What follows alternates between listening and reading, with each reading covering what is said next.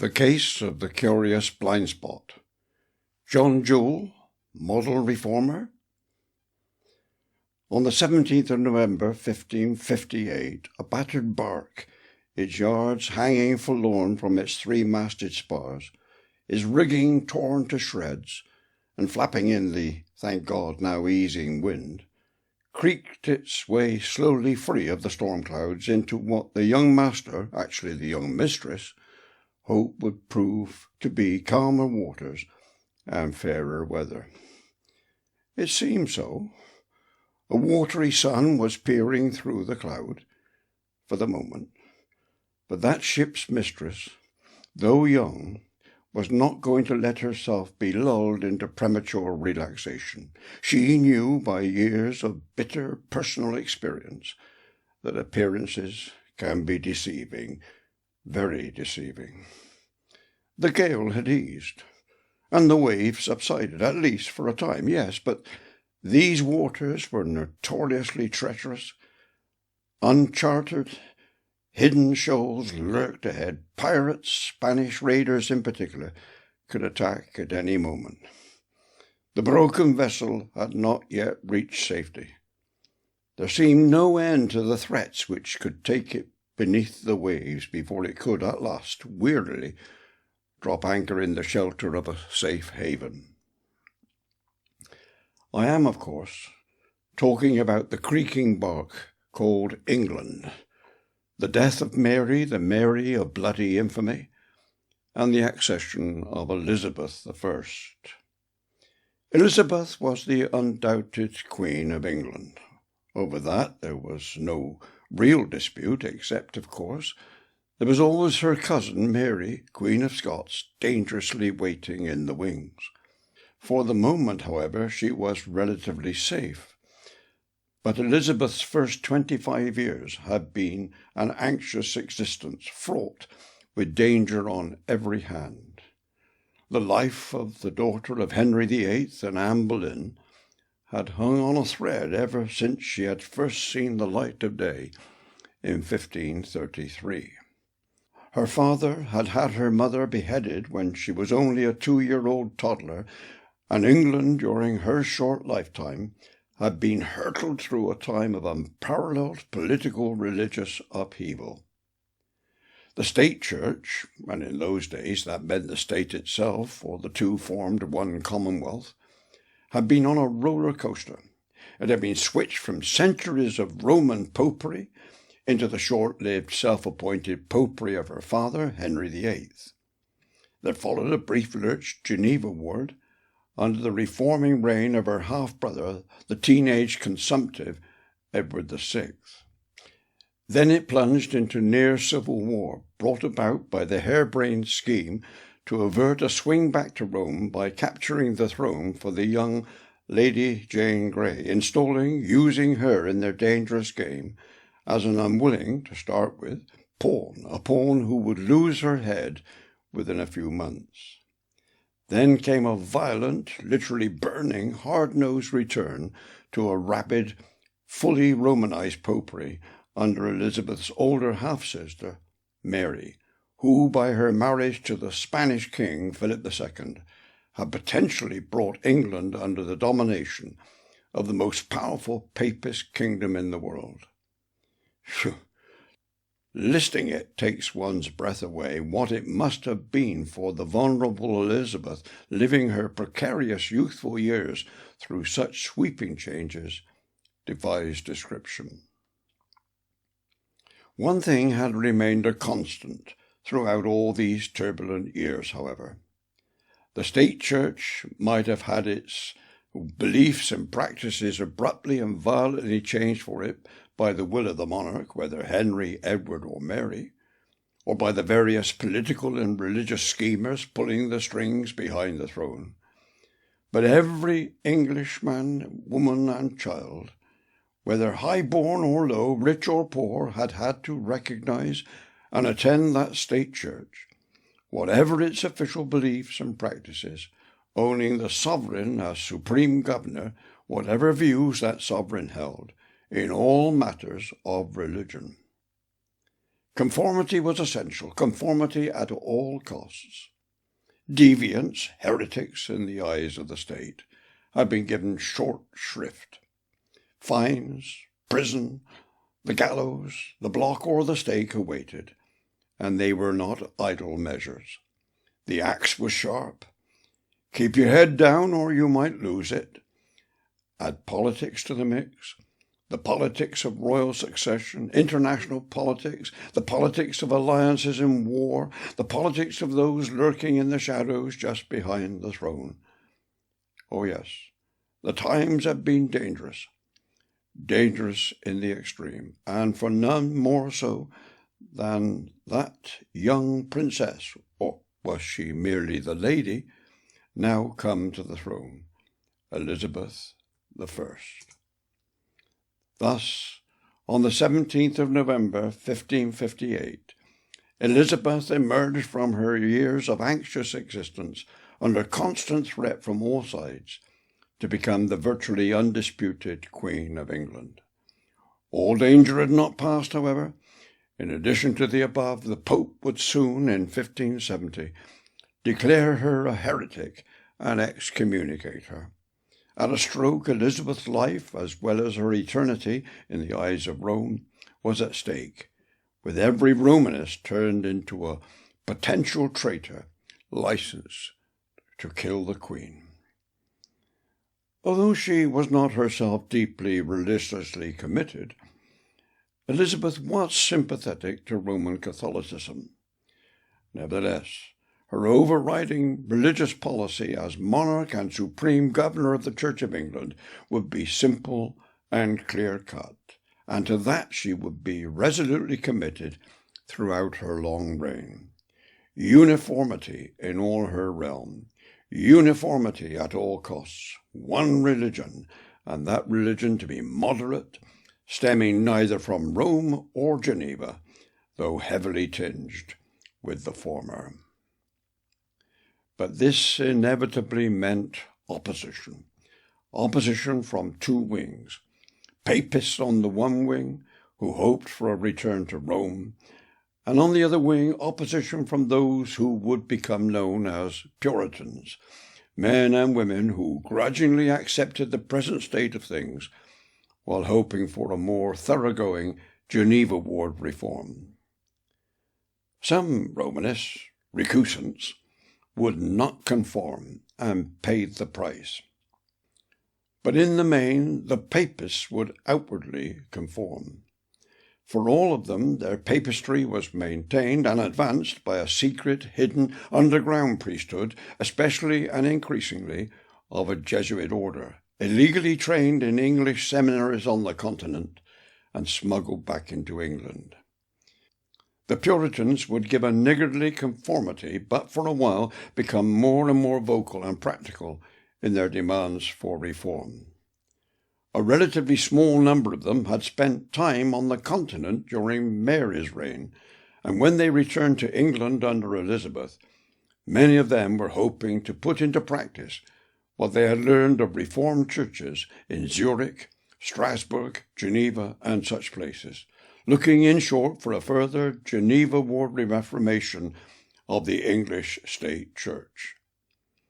As for the general population and the lower clergy, it is probably fair to say that although the majority had a liking for the old familiar showy Catholicism, the Vicar of Bray had fathered many sons and daughters. Outward conformity was all that would be asked. Consequently, outwardly the people would conform. But as for what was going through their minds and hearts, if anything, was another question. Elizabeth wisely said she would not make a window into men's souls, an impossibility in any case, as long as the people were willing to conform outwardly to the state church, to attend its services for at least the minimum number of times demanded each year, be married and have their children christened under its rites, and kept their noses clean, holding their ideas and beliefs to themselves, avoiding open criticism of the Elizabethan settlement, they could believe what they liked, or nothing. Enter John Jewel, 24th of May, 1522 to 23rd of September, 1571.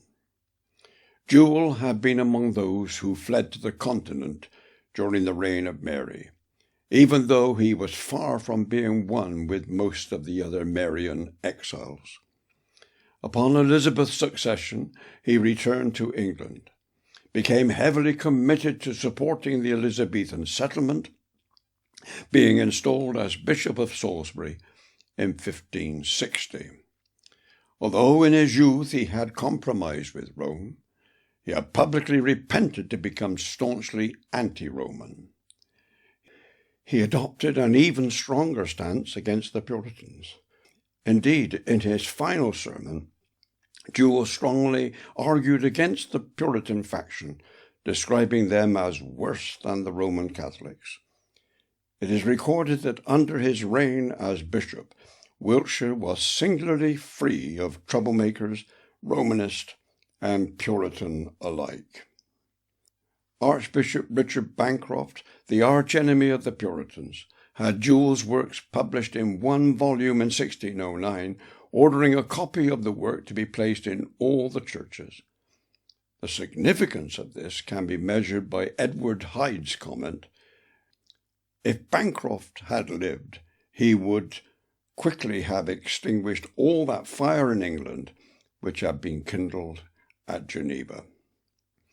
In summary, Jewel, by preaching and print, devoted himself to defending the Elizabethan settlement, primarily against Roman Catholics, though with even less sympathy for Puritans. In a sermon on 26th of November 1559, he had challenged all comers to prove the Roman Catholic case out of the Scriptures or the councils or fathers of the first 600 years after Christ. He repeated his challenge in 1560, and a priest, Dr. Henry Cole, responded. The great controversy that followed produced over 60 polemical works and set the tone and content of much of the subsequent debate between the Anglican Church and Roman Catholics. Jewel's main work was his Apologia Ecclesiae Anglicanae, the Apology of the Anglican Church, published in 1562. This statement of the position of the Church of England against the Roman Catholic Church has proved fundamental to all subsequent controversy in this area. Lady Anne Bacon's 1564 translation of Jewel's book into English meant that Jewel's work reached a much wider audience and enabled it to find its dominant role in the argument. Why am I saying all this? I am no supporter of the Elizabethan settlement, nor of the even weaker 1660 to 1662 Anglican settlement under the restored Charles II, and certainly not of the present-day Church of England. Far from it. I tell those who are interested that I quit the Church of England in 1580. No, Anglicanism in itself doesn't interest me. Rather, I am concerned with Jewel's openness about the basis, the authority, the justification for the Church of England, his stance against the Puritans, and the surprising way some Reformed people view him today. Early in his The Apology of the Church of England, John Jewel made his position and the Church's position crystal clear when he said, "To the intent all men may see what is our judgment of every part of the Christian religion, and may resolve with themselves whether the faith which they shall see confirmed by the words of Christ, by the writings of the apostles, by the testimonies of the Catholic fathers," and so on. Let me clear up a couple of possible misunderstandings. Jewel was not writing an apology in the sense of apologizing, saying he was sorry. Quite the opposite. He was setting out an explanation, a justification. He was justifying the stance of the Church of England. And although he was, in the main, justifying the Church of England against Romanism, in this extract by Catholic, he did not mean Roman Catholic. He was saying the Church of England's stance was in accord with Scripture and the writings of the Fathers.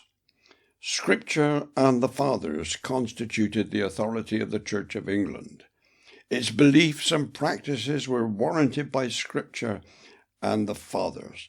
That is what he was saying, and saying loud and clear. Without any suggestion of patronization, I commend Joule for his honesty. The devil, however, as always, is in the detail. That "and" ruins all. When men preach Christ and for justification, the "and" ruins all. Christ is all. When Joule says Scripture and the Fathers is the authority for the Church of England, the game is up. What is my purpose in writing this article? Twofold. First, this question of authority. Joule's, and consequently the Church of England's, basis for doctrine and practice was and remains Scripture as understood by the Fathers. In reality, this meant and still means the Fathers. The Anglicans are not alone. Something similar can be said for the Reformed. Though they claim that Scripture is their authority, as they show by their preaching, their books, and their articles, it is Scripture and the favoured confession. In fact, it is in reality Scripture as understood in light of the confession. And of course, the confession, the Westminster or the 1689 Particular Baptist, depends heavily on Calvin, who himself was highly influenced by the Fathers and the medieval Church. Secondly, it is what I call the case of the curious blind spot. As I have noted, Emmanuel Church Salisbury publishes the highly laudatory article Bishop John Joule, and the writers of this article, in their application of Joule's life and work, make the point. As we remember the life and controversies of Joule, let us consider the advance which Roman doctrine is presently making within the Protestant churches. Our zeal for pure doctrine in the Church of Christ ought to be like that of Joule and other Protestant reformers. We are debtors to these men who have left us the foundations of Reformed principles. Really? What a remarkable statement to be found on the website of such a church as Emmanuel, which is absolutely committed to the 1689 particularly Baptist Confession of Faith and devoted to the Puritans. Indeed, immediately under the heading Beliefs, the website has a copy of the famous painting of the Westminster Divines in their assembly by John Rogers Herbert, 1810 to 1890. If that doesn't show its stance, nothing will. Well, Joule was anti-Rome, true, but he was also far from reformed. He was even more anti-Puritan than he was anti-Rome. He was vehemently anti-Geneva, absolutely committed to the uniformity of the state Episcopal Church under the monarch as supreme governor. If he had lived until 1580, there is no doubt that he would have been anti-separatist. If he had lived until 1633, 1644, or 1689, he would have been anti-particular Baptist and disagree with both the First and Second Particular Baptist Confessions of Faith. His basis for doctrine and practice was Scripture as understood by the Fathers. As a matter of history, by the end of Elizabeth's reign, most Puritans had thrown in the towel over reforming the church, conformed and concentrated on preaching the law to try to turn church conformists into regenerate men and women who live by the Spirit. A task, though much praised by some today, was doomed to failure. These conforming Puritans left it to the separatists, men and women who are often unknown, ignored, or despised today, to carry on the struggle. Was Joule a reformer? It would be closer to the mark to describe him as a staunch supporter, a pillar, a buttress of the established, corrupt, Protestant, Roman, pagan state church, one hardly fitted to be a role model for a Calvinistic separatist church today, one would think.